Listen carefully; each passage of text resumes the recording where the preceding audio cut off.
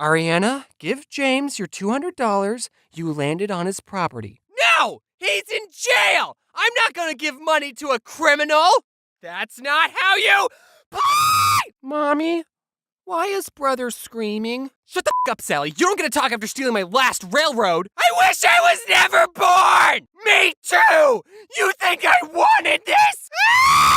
Hi, what you all just witnessed is the phenomenon known as family game night. Family game night plays an important role in the household dynamic, as studies have shown that families who participate in activities together form closer bonds and stronger relationships with each other. So try setting aside some time to play board games with your family. And if they beat you, cut them out of your life forever. Okay, have fun, you guys.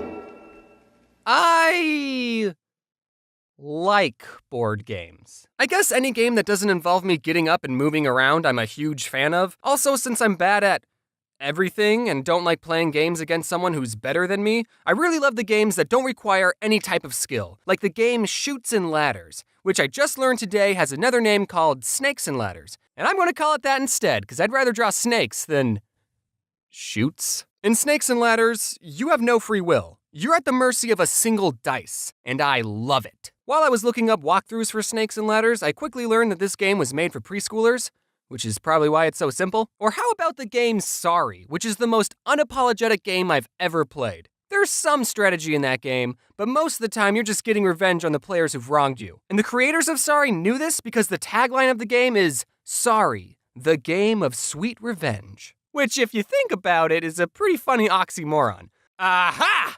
Take this! Sorry. I know how to play chess, but like most things, I'm not very good at it. Unless I'm playing against someone under the age of 4, I don't want to play that game. Because it shows everyone how bad I am at planning ahead. That's a game that's 100% strategy-based. It's like the IQ test of board games. Beating someone in chess will put you more ahead academically than anyone with a Harvard degree. And you'll get more babes. However, there is one exception, and that is, it's okay to lose at chess if you're playing against a computer, even if it's on easy mode. Computers are way better at planning ahead than anyone, because I don't know how, but a human made a computer that can beat the world's best chess player, but the creator of the computer can't beat the world's best chess player. So I guess that means it's game over. We tried our best, but we've peaked. Whenever you beat a computer in chess, it was going easy on you. Imagine if we made a computer that could beat the world's best Snakes and Ladders player. I would pay money to see a Snakes and Ladders championship. And everyone watching knows that the person playing is just some Joe Schmo that acts like the world's best Snakes and Ladders player, but they're all still excited. And there's real snakes that you get to slide down? That would be amazing! Sign me up. While we're on the topic of chess, I want to tell you about this cool sport I discovered called chess boxing. This is an actual competitive sport where 2 players play chess for 3 minutes, then box each other for 3 minutes. And they keep switching between chess and boxing until someone either gets a checkmate, they run out of time playing chess, or they KO the other player. I love this sport because it combines 2 polar opposite games, and it's something that anyone can play. Brains over brawn? Try saying that after I sucker punch you in the— Oh, that was a good move. I'm gonna punch you so hard in the balls for that. I know I just said I was bad at chess, but if there's any YouTubers who want to challenge me to a chess boxing match, I will gladly take you to the ring, and we can charge people $12 just to watch. And we can end it in a draw, so that way you won't look bad in front of your fans. So Battleship, that's another board game, and it also got a big Hollywood movie based off of it. I haven't seen it, but I hope there's a scene where the captain of the ship goes, "Men, fire at D6? And then there's an explosion in the distance, and then Rihanna, who is actually in that movie, says, "Sir, the alien sent a message. It says, miss." And the captain goes, Someone write that down so we don't forget. And then there'd be an explosion at the back of their ship, and alarms start going off, and everyone on board starts freaking out except for the captain, and he goes, "Rihanna, send the aliens a message. Tell them, hit." Also, ask them if they think the situation would make a good board game. And if that scene is not in the movie, I hate it. Did anyone else collect a bunch of Pokemon cards but never knew how to play the game? I don't think I met a single person who actually knew how to play the card game, which was weird because in my school, the card game was just as popular as the video games. Kids would always show off their collection of cards and binders, and everyone always wanted the highly coveted shiny Charizard card. You know which one I'm talking about. You know which one I'm talking about. You know which one I'm talking about. Unlike Yu-Gi-Oh!, which had dedicated episodes explaining why these 5 pieces of cardboard were expensive, the shiny Charizard was rare not because it was good in the game, but because everyone agreed that it looked cool. But then when you ask someone, hey, do you want to play a game? They would say, okay, I summon my Charizard.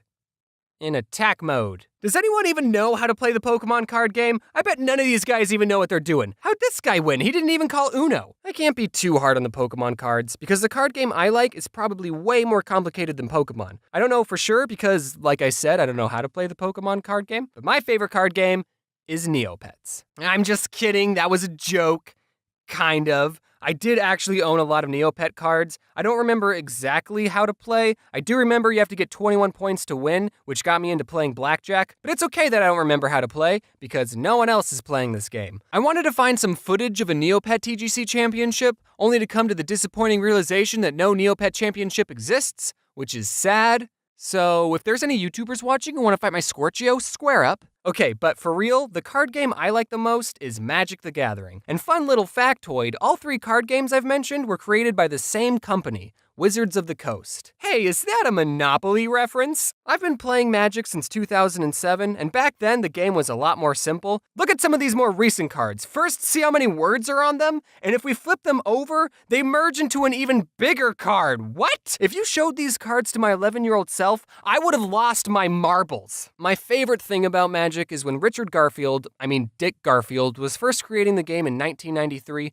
he didn't really have an accurate way of testing the cards to make sure they're all fair and balanced, and he ended up creating some of the most overpowered cards in Magic. And players today refer to these cards as the Power 9, because there were 9 really good ones, which is why every single one of them is banned. Now don't get me wrong, the Power 9 are good cards, but none of them are like, you win the game good. Take this one for example, Ancestral Recall. All it says is, draw 3 cards, or force opponent to draw 3 cards. Which is stupid that they added that last part. Why would you ever give your opponent 3 more cards to beat you with? Now, I know what you're thinking.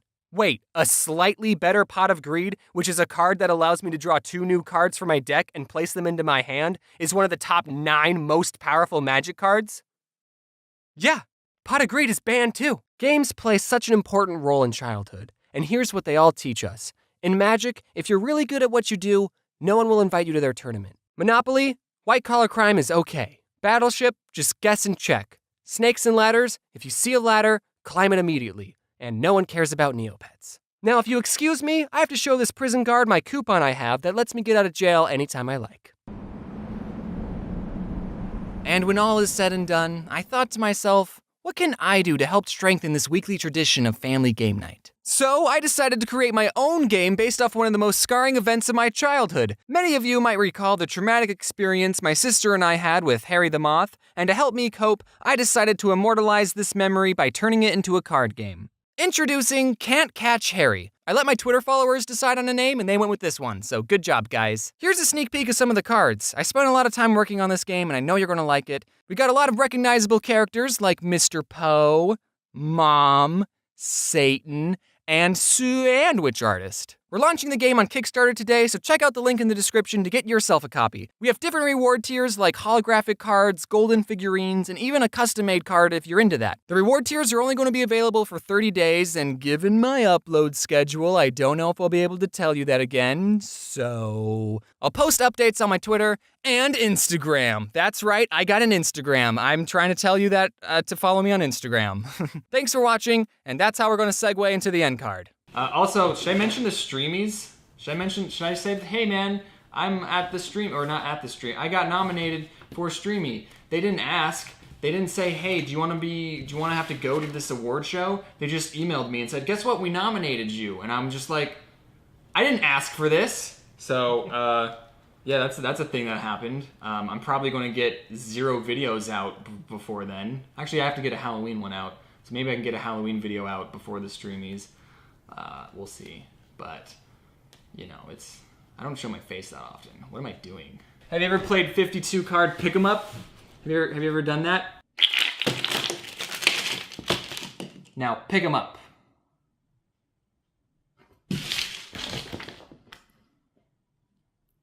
Thanks for watching the video. Wear a seatbelt, by the way.